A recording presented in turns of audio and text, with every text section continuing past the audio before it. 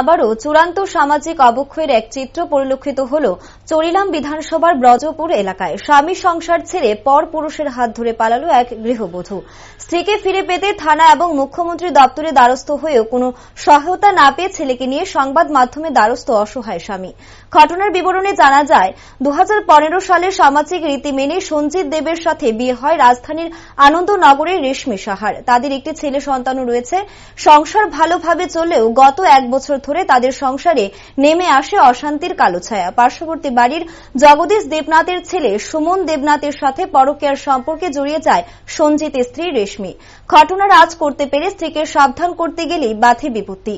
গত 9 জন ছেলে ও স্বামীকে ফেলে প্রেমিক নাগরের হাত ধরে পালিয়ে যায় রেশমি।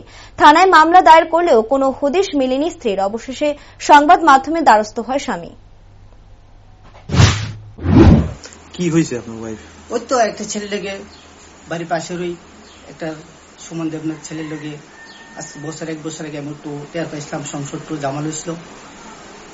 এরপর থেকে বাপের বাড়ির মা বাবার আসলো একটু জামাইশ করে গেছে বাপের বাড়ি গিয়ে এসে আমার বললো যদি আনন্দ করতে তো সংশোধন করবো। সুমন দেবনাথ বাইকে গেছে? হ্যাঁ, বাইকে গেছে। সুমন দেবনাথের বাড়ি কোন জায়গায়? বাড়ি তো আমার বাড়ি বজপুর, আমার বাড়ি পাশে মধ্যবজপুর। আপনার শ্বশুর বাড়ি কোন জায়গায়? আনন্দনগর। বিয়ে হয়েছে কত বছর? 8 বছর।